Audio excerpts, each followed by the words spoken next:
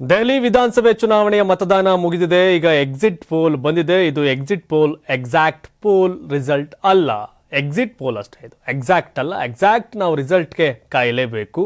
ಆದರೆ ದೆಹಲಿಯಲ್ಲಿ ಕಳೆದ 10 ವರ್ಷಗಳಿಂದ ಅಧಿಕಾರವನ್ನು ಅನುಭವಿಸ್ತಿರ್ತಕ್ಕಂಥ, ಅಧಿಕಾರ ಮಾಡ್ತಿರ್ತಕ್ಕಂಥ ಆಪ್ ಈ ಎಕ್ಸಿಟ್ ಪೋಲ್ಗಳಲ್ಲಿ ಒಂದಷ್ಟು ಹಿನ್ನಡೆಯನ್ನು ತೋರಿಸಲಾಗ್ತದೆ. ಆದರೆ ಎಕ್ಸಿಟ್ ಪೋಲ್ ಎಲ್ಲ ಮಕಾಡೆ ಮಲಗಿದ್ದಾವೆ ಇಂದಿನ ಎಕ್ಸಿಟ್ ಪೋಲ್ಗಳು ಎಷ್ಟೋ ಚುನಾವಣೆಗಳಲ್ಲಿ. ಹಾಗಾಗಿ ಇದು ಎಕ್ಸಿಟ್ ಪೋಲ್ ಎಕ್ಸಾಕ್ಟ್ ರಿಸಲ್ಟ್ ಅಲ್ಲ, ಬರೀ ಎಕ್ಸಿಟ್ ಪೋಲ್ ಅಷ್ಟೇ ಅಂತ ಹೇಳ್ಬೋದು. ಇನ್ನು ರಾಜ್ಯ ಬಿಜೆಪಿಯ ಮನೆಯೊಂದು ನೂರಾರು ಬಾಗಿಲ ಎಪಿಸೋಡ್ಗಳು ದೆಹಲಿಯಿಂದ ಎಲ್ಲ ನೀಟಾಗಿ ಹೈಕಮಾಂಡ್ ದೂರ ಕೊಡೋಕೆ ಹೋಗಿದ್ರು. ಒಂದಷ್ಟು ಜನ ದೆಹಲಿಯಲ್ಲೇ ಇದ್ದಾರೆ, ಒಂದಷ್ಟು ಜನ ಬೆಂಗಳೂರಿಗೆ ಬರ್ತಿದ್ದಾರೆ, ಒಂದಷ್ಟು ಜನ ಹೈದರಾಬಾದ್ಗೆ ಹೋಗ್ತಿದ್ದಾರೆ. ಕುಮಾರ್ ಬಂಗಾರಪ್ಪ ಕುಂಭಮೇಳಕ್ಕೆ ಹೋಗಿದ್ದಾರೆ. ಏನು ಮಲ್ಲಿಕಾರ್ಜುನ್ ಖರ್ಗೆ ಏನು ಪುಣ್ಯ ಸ್ನಾನ ಮಾಡಿದ್ರೆ ಬಡತನ ನಿರ್ಮೂಲನೆ ಆಗುತ್ತಂತ ಟೀಕೆ ಮಾಡಿದರು. ಅಮಿತ್ ಶಾ ಅವ್ರನ್ನ ಪ್ರಶ್ನೆ ಮಾಡಿದರು. ಆದರೆ ಅದೇ ಕುಂಭಮೇಳದಲ್ಲಿ ಪುಣ್ಯ ಸ್ನಾನ ಮಾಡೋಕ್ಕೆ DCM DK ಶಿವಕುಮಾರ್ ಅವರು ಹೊರಟಿದ್ದಾರೆ. ಇದೆಲ್ಲ ಸುದ್ದಿಗಳು ಇವತ್ತಿನ ಬಿಗ್ ನ್ಯೂಸ್, ಬಿಗ್ ಡಿಬೇಟಲ್ಲಿದೆ. ಮೊದಲನೇದಾಗಿ ದೆಹಲಿ ವಿಧಾನಸಭೆ ಚುನಾವಣೆಯ ಎಕ್ಸಿಟ್ ಪೋಲ್ ಸಂಬಂಧಪಟ್ಟಂಥದ್ದು. ಮತ್ತೆ ಹೇಳ್ತಿದ್ರಿ, ಇದು ಕೆಲವು ಸಂಸ್ಥೆಗಳು ಮಾಡಿರ್ತಕ್ಕಂಥ ಎಕ್ಸಿಟ್ ಪೋಲ್ ಎಕ್ಸಾಕ್ಟ್ ರಿಸಲ್ಟ್ ಅಲ್ಲ. ನಾವು ರಿಸಲ್ಟ್ಗೋಸ್ಕರ ಕಾಯಬೇಕು.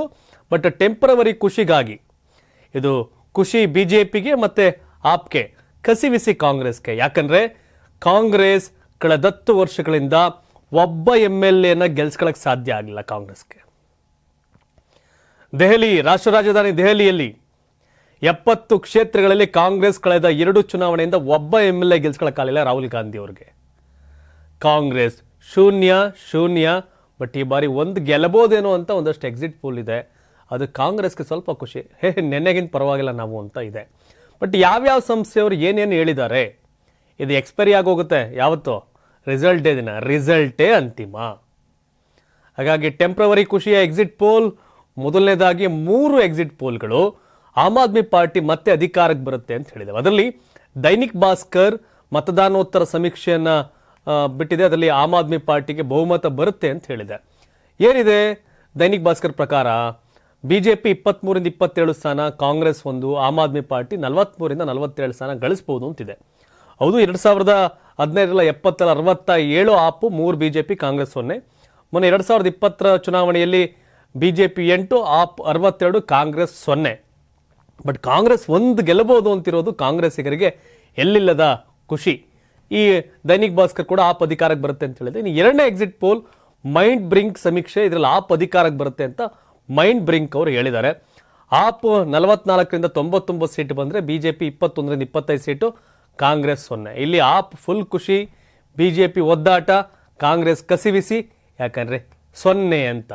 ಏನು ಹ್ಯಾಟ್ರಿಕ್ ಚುನಾವಣೆಯಲ್ಲಿ 0 ಗಳಿಸಿದರೆ ಕಾಂಗ್ರೆಸ್ ಮಾನ ಮರ್ಯಾದೆ ಉಳಿಯುತ್ತಾ ಅನ್ನೋ ಪ್ರಶ್ನೆ. ವಿ ಪ್ರಿಸೈಡ್ ಸಮೀಕ್ಷೆಯಲ್ಲಿ ಕೇಜ್ರಿವಾಲ್ ಕೈ ಮೇಲುಗೈ. ಅಂದರೆ 3 ಎಕ್ಸಿಟ್ ಪೋಲಲ್ಲಿ ಕೇಜ್ರಿವಾಲ್ ಅಂದರೆ ಆಮ್ ಆದ್ಮಿ ಪಾರ್ಟಿ. ಆಪ್ 46ರಿಂದ 52 ಸೀಟು, ಬಿಜೆಪಿ 18ರಿಂದ 23, ಕಾಂಗ್ರೆಸ್ 1. ಕಾಂಗ್ರೆಸ್ ಸ್ವಲ್ಪ ಖುಷಿ, ಬಿಜೆಪಿ ಕಸಿವಿಸಿ, ಆಪ್ ದಿಗ್ವಿಜಯ ಅನ್ನೋದು ಈ 3 ಎಕ್ಸಿಟ್ ಪೋಲ್ಗಳ ಲೆಕ್ಕಾಚಾರ. ಬಟ್ ನಾನು ಆಗಲೇ ಹೇಳಿದೆ, ಇದು exit poll not exact result ಅಂತ. ಟೆಂಪ್ರವರಿ ಖುಷಿ. ಇನ್ನು ಬರೋವೆಲ್ಲ ಬರೀ ಬಿಜೆಪಿ ಅಂತ. ನಾನು ಆಗಲೇ ಹೇಳಿದೆ, ಹರಿಯಾಣ ಎಕ್ಸಿಟ್ ಪೋಲ್ ಆಗ್ಬೋದು, ಮಹಾರಾಷ್ಟ್ರ ಆಗ್ಬೋದು, ಭಾಳಷ್ಟು ಎಕ್ಸಿಟ್ ಪೋಲ್ಗಳೆಲ್ಲ ಮಕಾಡೆ ಮಲ್ಕೊಬಿಟ್ಟವೆ. ಹಾಗಾಗಿ ಎಕ್ಸಿಟ್ ಪೋಲ್ ತನ್ನ, ಯಾಕೆಂದರೆ ಸುಮ್ಮನೆ ಅಂದಾಜು ಬರ್ಕಳ್ಳಿ ಹೇಳೋದೇನು ಹಿಂಗೆ ಆಗ್ಬೋದು ಅಂತ. ಸೊ ಹಾಗಾಗಿ ಇದು ಗೆಸ್, ನಿಮ್ಮ ಗೆಸ್ ಏನು ಅನ್ನಲ್ವೇ, ಹಂಗೆ ಗೆಸ್ ಮಾಡೋರಷ್ಟೇ. ಇದು ಈ ಗೆಸ್ಸು, ಇದು ರಿಯಲ್ ಗೇಮ್ ಅಲ್ಲ, ರಿಯಲ್ ರಿಸಲ್ಟ್ ಅಲ್ಲ. ಇನ್ನು DV ರಿಸರ್ಚ್ ಅನ್ನೋ ಸಂಸ್ಥೆ ಹೇಳಿದೆ ಬಿಜೆಪಿ 36ರಿಂದ 44, ಆಪ್ 26ರಿಂದ 34, ಕಾಂಗ್ರೆಸ್ 0 ಅಂತ ಅನ್ನೋದು ಇವ್ರ ಲೆಕ್ಕಾಚಾರ. ಇನ್ನು ಪೋಲ್ ಡೈರಿ ಅನ್ನೋದು ಮತ್ತೊಂದು ಎಕ್ಸಿಟ್ ಪೋಲಲ್ಲಿ ಬಿಜೆಪಿ 42ರಿಂದ 50, ಆಪ್ 18ರಿಂದ 25, ಕಾಂಗ್ರೆಸ್ 2 ಅಂತ ಹೇಳಿದ್ದಾರೆ. ಇನ್ನು JYC ಸಮೀಕ್ಷೆ ಪ್ರಕಾರ ಬಿಜೆಪಿ 39ರಿಂದ 45, ಕಾಂಗ್ರೆಸ್ 2, ಆಪ್ 22ರಿಂದ 31 ಅಂತಿದೆ. ಇಲ್ಲೂ ಕೂಡ ಬಿಜೆಪಿ ಗೆಲುವು ಅಂತ ಹೇಳ್ತಿದ್ದಾರೆ. ಮ್ಯಾಟ್ರಿಸ್ ಸಮೀಕ್ಷೆಯವ್ರ ಪ್ರಕಾರ ಬಿಜೆಪಿ 35ರಿಂದ 40, ಕಾಂಗ್ರೆಸ್ 2, ಆಪ್ 32ರಿಂದ 37 ಅಂತಿದೆ. ಇಲ್ಲೂ ಕೂಡ ಬಿಜೆಪಿಗೆ ಸರಳ ಬಹುಮತವನ್ನು ಇವರು ಕೊಟ್ಟಿದ್ದಾರೆ. ಇನ್ನು PMark ಸಮೀಕ್ಷೆಯಲ್ಲಿ ಬಿಜೆಪಿ ಬಹುಮತ ಸಾಧ್ಯತೆ ಅಂತ ಹೇಳಲಾಗ್ತಿದೆ. ಬಿಜೆಪಿ 35ರಿಂದ 40, ಆಪ್ 32ರಿಂದ 37, ಕಾಂಗ್ರೆಸ್ 1. ಅಲ್ಪ ಮುನ್ನಡೆ ಬಿಜೆಪಿಗೆ. ಇನ್ನು ಚಾಣಕ್ಯ ಇವರು ಬಿಜೆಪಿಗೆ 39ರಿಂದ 44, ಆಪ್ 25ರಿಂದ 28, ಕಾಂಗ್ರೆಸ್ 2ರಿಂದ 3. ಸ್ವಲ್ಪ ಎಡ್ಜಲ್ಲಿ ಇದ್ದಾರೆ, ಸ್ವಲ್ಪ ಒಂದು ಗ್ಯಾಪ್ ಜಾಸ್ತಿ ಇದೆ. ಇನ್ನು ಪೀಪಲ್ ಇನ್ಸೈಟ್ ಸಮೀಕ್ಷೆ ಪ್ರಕಾರ ಬಿಜೆಪಿ 40ರಿಂದ 44, ಆಪ್ 25ರಿಂದ 29, ಕಾಂಗ್ರೆಸ್ 2 ಅಂತ ಇದೆ. ಸೊ ಹಾಗಾಗಿ ಇವೆಲ್ಲ ನಾನು ಆಗಲೇ ಹೇಳಿದೆ, ಇದು ಎಕ್ಸಿಟ್ ಪೋಲ್ ಎಕ್ಸಾಕ್ಟ್ ಪೋಲ್ ಅಲ್ಲ. ಬಟ್ ಯಾಕೆ ಹಿಂಗೆ ಆಗ್ತಿದೆ ಅಂತ ಕೆಲವರು ಪ್ರಶ್ನೆ ಅಂದರೆ, ಕಾಂಗ್ರೆಸ್ ಯಾವತ್ತು ಕಂಪ್ಲೀಟ್ ಸೊನ್ನೆ ಬತ್ತಾಯಿತು, ಆದರೆ ಈ ಬಾರಿ ಕಾಂಗ್ರೆಸ್ ಅವ್ರು ಫೈಟ್ ಮಾಡಕ್ಕೆ ಹೋಗಿದ್ದಾರೆ. ರಾಹುಲ್ ಗಾಂಧಿ ಬೈತಿರೋದು ಬಿಜೆಪಿಗೆಲ್ಲ, ಡೆಲ್ಲಿಲಿ ಆಮ್ ಆದ್ಮಿ ಪಾರ್ಟಿಗೆ. ಲೋಕಸಭೆಯಲ್ಲಿ ಆಮ್ ಆದ್ಮಿ ಪಾರ್ಟಿ ಕೇಜ್ರಿವಾಲ್ ಕೈ ಹಾಕೊಂಡು INDA ನಾವೇ ಅಧಿಕಾರಕ್ಕೆ, ಮೋದಿ ಮನೆಗೆ ಅಂತಿದ್ರು ರಾಹುಲ್ ಗಾಂಧಿ. ಈಗ ದೆಹಲಿಯಲ್ಲಿ ಹೋಗ್ಬಿಟ್ಟು ಕೇಜ್ರಿವಾಲ್ ಸರಿ ಇಲ್ಲ, ಕೇಜ್ರಿವಾಲ್ ಭ್ರಷ್ಟ ಸರ್ಕಾರ ಅಂತ ಹೇಳ್ತಾರೆ. ಈ ಡ್ರಾಮಾಗಳಿದೆಯಲ್ಲ, ಜನಗಳಿಗೆ ಅಸಹ್ಯ ಅನ್ಸುತ್ತೆ. ಲೋಕಸಭೆ ಚುನಾವಣೆ 6 ತಿಂಗಳ ಹಿಂದೆ ನಡೆದಂಥ ಚುನಾವಣೆಯಲ್ಲಿ ಕೇಜ್ರಿವಾಲು ರಾಹುಲ್ ಗಾಂಧಿ ಎಲ್ಲ ದೋಸ್ತಿ ಮೋದಿ ಸೋಲ್ಸಕ್ಕೆ.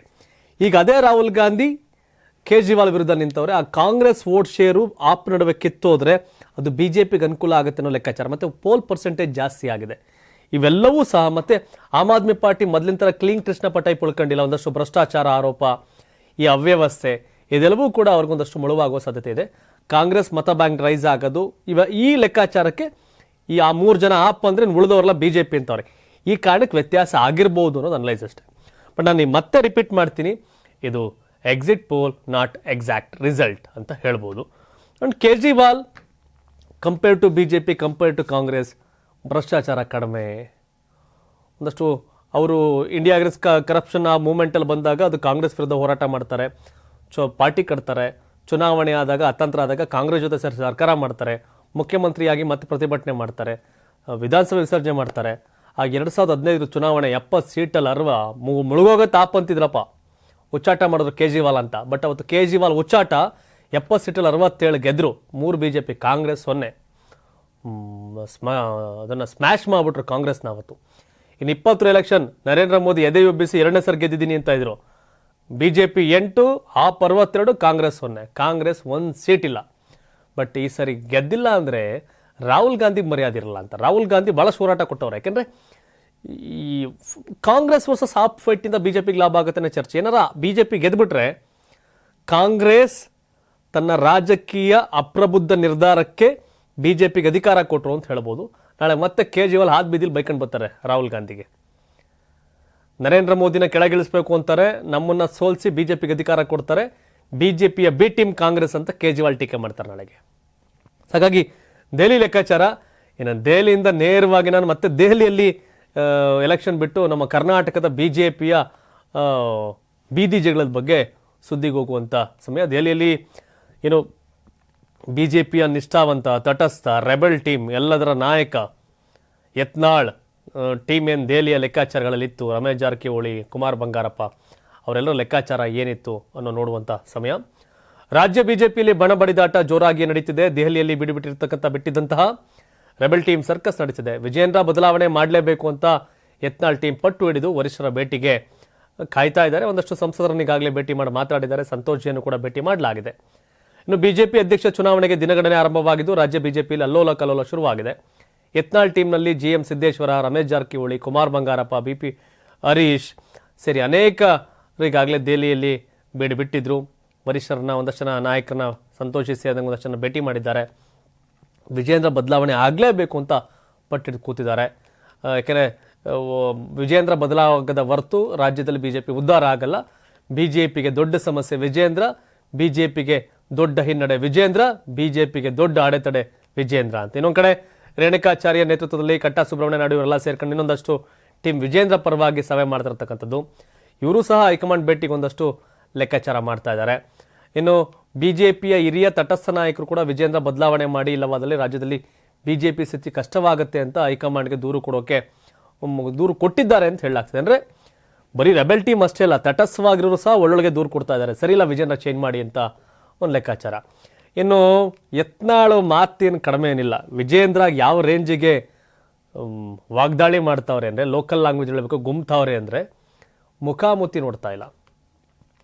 ಗಂಗೆಯಂತೆಯೇ ಬಿಜೆಪಿಯು ಶುದ್ಧವಾಗಬೇಕು, ಹೀಗಾಗಿ ವಿಜೇಂದ್ರ ವಿರುದ್ಧ ಹೋರಾಟ ಅಂತ ಯತ್ನಾಳ್ ಸ್ಲೋಗನು. ಯಾಕಂದರೆ ಬಿಜೆಪಿ ಕೂಡ ಶುದ್ಧ ಆಗಬೇಕು ಅಂತ ಯತ್ನಾಳ್ ಹೇಳ್ತಾವ್ರೆ. ವಿಜೇಂದ್ರ ವಿರುದ್ಧ ಹೋರಾಟ ಮಾಡ್ತಿದ್ದೇವೆ ಅನ್ನೋದು ಯತ್ನಾಳ್ ಅವರ ಹೇಳಿಕೆ. ಲೋಕಸಭೆ ಚುನಾವಣೆಯಲ್ಲಿ ಬಿಜೆಪಿ ಅಭ್ಯರ್ಥಿಗಳ ಸೋಲಿಗೆ ಕಾರಣರಾದವರಿಗೆ ವಿವಿಧ ಜಿಲ್ಲೆಗಳ ಅಧ್ಯಕ್ಷ ಸ್ಥಾನ ನೀಡಲಾಗಿದೆ. ಬಿಜೆಪಿಯಲ್ಲಿ ಕುಟುಂಬ ರಾಜಕಾರಣ ಕೊನೆಗೊಳ್ಳಬೇಕು, ನಮ್ಮ ಪಕ್ಷ ಗಂಗಾ ನದಿಯಂತೆ ಸ್ವಚ್ಛವಾಗಿರಬೇಕು ಎನ್ನುವುದು ನಮ್ಮ ಹೋರಾಟದ ಉದ್ದೇಶ ಅಂತ ಹೇಳಿದ್ದಾರೆ. ಪಕ್ಷ ಮತ್ತು ದೇಶದ ಹಿತದೃಷ್ಟಿಯಿಂದ ನಮ್ಮ ಹೋರಾಟ ಆರಂಭವಾಗಿದೆ. ಭ್ರಷ್ಟಾಚಾರ ಮತ್ತು ಹಿಂದುತ್ವ ವಿರೋಧಿ ಹಿನ್ನೆಲೆ ಹೊಂದಿರುವವರನ್ನ ಅಧಿಕಾರದಿಂದ ದೂರ ಬಿಡಬೇಕು. ಈ ಅಂಶಗಳಲ್ಲಿ ಪಾಸ್ ಆದವರು ಯಾರೇ ಅಧ್ಯಕ್ಷರಾದರೂ ಒಪ್ಪುತ್ತೇವೆ, ರಾಮುಲು ಅಧ್ಯಕ್ಷರಾದರೆ ಸ್ವಾಗತ ಮಾಡ್ತೇವೆ ಅಂತ ತಿಳಿಸಿದರು. 4-5 ದಿನಗಳಲ್ಲಿ ಎಲ್ಲ ಸರಿ ಹೋಗುತ್ತೆ, ಮತ್ತೆ ಮುಂದುವರಿಯುವ ವಿಜೇಂದ್ರ ವಿಶ್ವಾಸ ಹೇಳಿಕೆಗೆ ಅವ್ರನ್ನ ರಿಯಾಕ್ಟ್ ಮಾಡ್ತಾರೆ. ಮೊದಲು ರಾಜ್ಯಾಧ್ಯಕ್ಷರ ಚುನಾವಣೆ ನಡೀಲಿ, ವಿಜೇಂದ್ರ ಹೋದರೆ ಮುಂದಿನ 4-5 ದಿನದಲ್ಲಿ ಪಕ್ಷದಲ್ಲಿ ಎಲ್ಲವೂ ಒಳ್ಳೆಯದಾಗುತ್ತೆ ಅಂತ ಹೇಳಿದರು. ಆಗ ನೋಡಿದ್ರೆ ನಮ್ಮ ಪಕ್ಷಕ್ಕೆ ನಾವೇ ಆಶಾ ಹಾಕಿರೋಣ, ಚುನಾವಣೆ ನಡೆದು ವಿಜೇಂದ್ರ ಮತ್ತೆ ಬಿಜೆಪಿ ಅಧ್ಯಕ್ಷರಾದರೆ ಆಗಲಿ, ಯತ್ನಾಳ್ ರಾಜ್ಯಾಧ್ಯಕ್ಷರಾಗಲಿ ಅನೇಕರು ಆ ಥರ ಅಂದ್ಕೊಂಡಿದ್ದಾರೆ. ಯತ್ನಾಳು ಆಗಲಿ ವಿಜೇಂದ್ರ ಆಗಲಿ ಈ ಥರ ಬೇರೆ ಬೇರೆ ಒಪಿನಿಯನ್ ಇದೆ. ನಾನು ಭಾಳಷ್ಟು ದಶಕಗಳಿಂದ ರಾಜಕಾರಣ ಮಾಡ್ತಾ ಇದ್ದೇನೆ, ಯಡಿಯೂರಪ್ಪಗೆ ಸಮಕಾಲೀನ, ಒಂದು ವೇಳೆ ವಿಜೇಂದ್ರ ಅವರನ್ನೇ ರಾಜ್ಯಾಧ್ಯಕ್ಷನಾಗಿ ಮಾಡಿದ್ರೆ ನಮ್ಮ ಬಣದ ನಿರ್ಣಯ ಆಗ ತಿಳಿಸುತ್ತೇನೆ, ಹೋರಾಟವಂತೂ ಮುಂದುವರಿಯುತ್ತೆ ಅಂತ ತಿಳಿಸಿದರು. ಈ ಹಿಂದೆ ನನ್ನನ್ನು ರಾಷ್ಟ್ರ ರಾಜಕಾರಣಕ್ಕೆ ಕಳಿಸಲು ರವಿಕುಮಾರ್ ಬಂದಿದ್ರು, ಆದರೆ ನನಗೆ ಕನ್ನಡ ಹಿಂದಿ ಮಾತ್ರ ಬರುತ್ತದೆ, ಹೀಗಾಗಿ ವಿಜೇಂದ್ರ ರಾಷ್ಟ್ರ ರಾಜಕಾರಣಕ್ಕೆ ಹೋಗಲಿ ಅಂತ ಹೇಳಿದ್ದೆ ಅನ್ನೋದು ಯತ್ನಾಳ್ ಅವರ ಮಾತು. ಯಾಕೆಂದರೆ ಯತ್ನಾಳ್ ಈಗ ವಿಜೇಂದ್ರ ಕಂಟಿನ್ಯೂ ಆದರೆ ಯತ್ನಾಳ್ ಟೀಮ್ ಅಂತೂ ಸುಮ್ಮನೆ ಇರಲ್ಲ, ಆದಿ ಬೀದಿಲಿ BJPನ ಹರಿದು ಊರ್ಬಾಗ್ಲೆ ಮಾಡಿಬಿಡ್ತಾರೆ ಮನ ಮರ್ಯಾದಿನ. ಯಾಕೆಂದರೆ ವಿಜೇಂದ್ರ ಅಮಾಯಕ, ವಿಜೇಂದ್ರ ಇನ್ನೋಸೆಂಟ್, ವಿಜೇಂದ್ರ ಪ್ರಾಮಾಣಿಕ, ಈ ಮಾತೊಪ್ಪಕ್ಕೆ ಯಾರೂ ರೆಡಿ ಇಲ್ಲ. ಯಾಕೆಂದರೆ ವಿಜೇಂದ್ರ ವಿಧಾನಸಭೆ ಚುನಾವಣೆ ಮತ್ತು ಲೋಕಸಭೆ ಚುನಾವಣೆಯಲ್ಲಿ ಅಧ್ಯಕ್ಷ ಆಗುವ ಮುನ್ನವೂ ಕೂಡ ಪಕ್ಷಕ್ಕೆ ಒಂದಷ್ಟು ಸಮಸ್ಯೆ ಮಾಡಿದರು, ಅಧ್ಯಕ್ಷ ಆದಮೇಲೂ ಸಹ ಪಕ್ಷದ ವಿರುದ್ಧ ನಡ್ಕೊಂಡ್ರು ಅನ್ನೋದು ಇವರೆಲ್ಲರ ಹೇಳಿಕೆ. ಯಾಕೆಂದರೆ MS ಸಿ ರವಿ ಅವರನ್ನ ಚುನಾವಣೆಯಲ್ಲಿ ಸೋಲಿಸಿದ್ರು ಅಂತ, BJPಯ ಭಾಳಷ್ಟು MLA ಗೆಲ್ಲುವಂಥ ಕ್ಷೇತ್ರಗಳನ್ನ ಸೋಲಿಸಿದ್ರು, ಕಾಂಗ್ರೆಸ್ ಜೊತೆ ಕೈ ಜೋಡಿಸಿದ್ರು ಅನ್ನೋದು ಇವರೆಲ್ಲರ ಆರೋಪ. ಇನ್ನು BJP ಅಧ್ಯಕ್ಷ ಆದಮೇಲೆ ಲೋಕಸಭಾ ಚುನಾವಣೆ ಬರುತ್ತೆ, ಅಲ್ಲೂ ಕೂಡ BJPನ ಸೋಲಿಸಿದ್ರು ಅನ್ನೋದು ಇವರೆಲ್ಲರ ಸಿಟ್ಟು. ಇನ್ನೊಂದು ಕಡೆ ವಿಜೇಂದ್ರ ಟೀಮ್ ಅವ್ರು ಮಾತಾಡ್ತಾರೆ, ವಿಜೇಂದ್ರರನ್ನ ಕೆಳಗಿಳಿಸಿದ್ರೆ BJPಗೆ 10 ಸೀಟು ಬರಲ್ರಿ, ದೆಹಲಿಗೆ ಹೋಗೋದಕ್ಕೆ ನಮಗೆ ದಾರಿ ಗೊತ್ತಿಲ್ವೇ, ಭಿನ್ನಮತೀಯರು ಮಾನಸಿಕ ಅಸ್ವಸ್ಥರು ಅನ್ನೋದು MP ರೇಣುಕಾಚಾರ್ಯ ಅವರ ವ್ಯಾಖ್ಯಾನ. ವಿಜೇಂದ್ರ ಪರ ಬಣದಲ್ಲಿ ಗುರುತಿಸಿಕೊಂಡಿರ್ತಕ್ಕಂಥ ಮಾಜಿ ಸಚಿವ MP ರೇಣುಕಾಚಾರ್ಯ ನಮ್ಮ ಒಳಜಗಳ ಕಿತ್ತಾಟದ ಲಾಭ ಪಡೆದು ಕಾಂಗ್ರೆಸ್ ಅಧಿಕಾರಕ್ಕೆ ಬಂದಿದೆ, ಈಗ ಪಕ್ಷದಲ್ಲಿನ ಬೆಳವಣಿಗೆಯನ್ನು ನೋಡಿ ಜನ ಉಗಿತಿದ್ದಾರೆ, ನಮ್ಮ ಕಾರ್ಯಕರ್ತರಿಗೂ ಮನಸ್ಸಿಗೆ ನೋವಾಗಿದೆ, ವಿಜೇಂದ್ರರನ್ನ ರಾಜ್ಯಾಧ್ಯಕ್ಷ ಸ್ಥಾನದಿಂದ ಕೆಳಗಿಳಿಸಿದ್ರೆ BJPಗೆ 10 ಸೀಟು ಬರಲ್ರಿ, ಹೈಕಮಾಂಡ್ಗೂ ಕೂಡ ವಿಜೇಂದ್ರರನ್ನ ಕೆಳಗಿಳಿಸುವ ಇರಾದೆ ಇಲ್ಲ, ಅವರೇ ಮುಂದುವರಿತಾರೆ ಅನ್ನುವ ವಿಶ್ವಾಸ ಇದೆ ಅಂತ ರೇಣುಕಾಚಾರ್ಯ ಹೇಳಿದರು. ಯತ್ನಾಳ್ ಮತ್ತು ಅವರ ಟೀಮ್ ದೆಹಲಿಗೆ ಪ್ರಯಾಣ ಬೆಳೆಸಿರುವ ವಿಚಾರ ಕುರಿತು ಮಾತನಾಡಿದ ರೇಣುಕಾಚಾರ್ಯ, ಭಿನ್ನಮತೀಯರು ಎಷ್ಟೇ ದೆಹಲಿ ದಂಡಯಾತ್ರೆ ಮಾಡಿದರೂ ಅದು ಯಶಸ್ವಿಯಾಗಲ್ಲ, ಭಿನ್ನಮತೀಯರು ಮಾನಸಿಕ ಅಸ್ವಸ್ಥರಾಗಿದ್ದಾರೆ, ಸೂರ್ಯಚಂದ್ರ ಇರೋದು ಎಷ್ಟು ಸತ್ಯವೋ ವಿಜೇಂದ್ರ ರಾಜ್ಯಾಧ್ಯಕ್ಷರಾಗಿ ಮುಂದುವರಿಯೋದು ಅಷ್ಟೇ ಸತ್ಯ ಅಂತ ಹೇಳಿದರು. BJP ರಾಜ್ಯಾಧ್ಯಕ್ಷ BY ವಿಜೇಂದ್ರ ಏನೆಂಬುದು ದಿಲ್ಲಿ ನಾಯಕರಿಗೂ ಗೊತ್ತಿದೆ, ರಾಜ್ಯದಲ್ಲಿ BJPನ ಕಟ್ಟಿ ಬೆಳೆಸುವ ಕೆಲಸವನ್ನು ವಿಜೇಂದ್ರ ಮಾಡ್ತಿದ್ದಾರೆ, ರಾಜ್ಯದಲ್ಲಿ ಕಾಂಗ್ರೆಸ್ ಅಧಿಕಾರಕ್ಕೆ ಬಂದು 2 ವರ್ಷವಾದರೂ ಇನ್ನೂ ಸರ್ಕಾರ ಟೇಕ್ ಆಫ್ ಆಗಿಲ್ಲ, ಆದರೆ ಕಾಂಗ್ರೆಸ್ ಸರ್ಕಾರದಿಂದ ವಿರುದ್ಧ ಮಾತನಾಡದೆ BJP ವಿರುದ್ಧವೇ ಭಿನ್ನಮತೀಯರು ಮಾತನಾಡ್ತಿದ್ದಾರೆ, ಕೇವಲ 4-5 ಜನ ದಿಲ್ಲಿಗೆ ಓಡಾಡ್ತಿದ್ದಾರೆ ಅಂತ ಯಡಿಯೂರಪ್ಪನಿಗೆ ತೊಂದರೆ ಕೊಟ್ಟಾಗ BJPಗೆ ಯಾವ ಸ್ಥಿತಿ ಬಂದಿತ್ತು ಸಂಗತಿನ ಮರಿಬಾರ್ದು. ಯಾಕಂದರೆ ಭಿನ್ನಮತೀಯರು ಇಷ್ಟೆಲ್ಲ ಮಾತನಾಡ್ತಿರೋದು ಮತ್ತು ಹೈಕಮಾಂಡ್ ಸುಮ್ಮನೆ ಇದೆ, ಇವೆಲ್ಲ ಕಾಂಗ್ರೆಸ್ ಕುಮ್ಮಕ್ಕಿನಿಂದ ಇವರೆಲ್ಲ ಮಾತಾಡ್ತಿದ್ದಾರೆ, BJPನ ಹಾಳು ಮಾಡೋಕೆ ಹಿಂಗೆಲ್ಲ ಮಾಡ್ತಾ ಇದ್ದಾರೆ ಅನ್ನೋದು ಇವರ ಆರೋಪ. ಒಂದು ಮಾತು, 10 ಸೀಟು ಬರಲ್ಲ, ಯಡಿಯೂರಪ್ಪ KJP ಕಟ್ಟಿದಾಗ BJP 40 ಸೀಟು ಬಂತು, KJP 6 ಸೀಟು ಬಂತು. ಅವತ್ತು ನರೇಂದ್ರ ಮೋದಿ ಅವರು ಸ್ಟಾರ್ ಕ್ಯಾಂಪೇನರ್ ಆಗಿರಲಿಲ್ಲ, ಪ್ರಧಾನಿ ಆಗಿರಲಿಲ್ಲ. 2013 ಯಡಿಯೂರಪ್ಪ ಪಾರ್ಟಿ ಬಿಟ್ಟು ಹೋಗಿದಾಗ, ಯಡಿಯೂರಪ್ಪ ಪಾರ್ಟಿಲಿದ್ದು ಎಲ್ಲ ಪಾರ್ಟಿಲಿದ್ದಾಗಲೂ ಕೂಡ ಮೊನ್ನೆ ಚುನಾವಣೆಯಲ್ಲಿ ಗೆದ್ದಿದ್ದು 66 ಸೀಟು.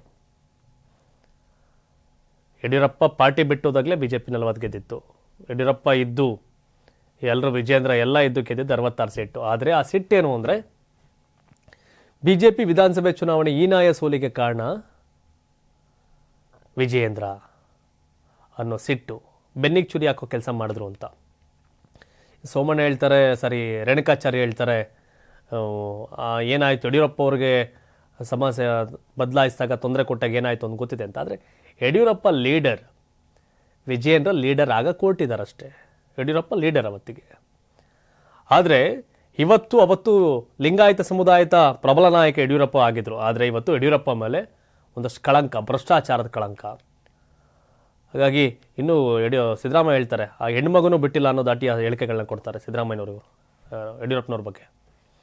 ಹಾಗಾಗಿ ಯಡಿಯೂರಪ್ಪ ಅವರ ವರ್ಚಸ್ಸು ಮೊದಲಿನ ಥರ ಉಳ್ಕೊಂಡಿಲ್ಲ. ಹಾಗೆ ವಿಜೇಂದ್ರ ಲೀಡರ್ ಅನ್ನೋದಕ್ಕಿಂತ BJPಯರ ಪಾಲಿಗೆ ವಿಲನ್ ಟೈಪ್ ಗೊತ್ತಾಗ್ಬಿಟ್ಟಿದೆ.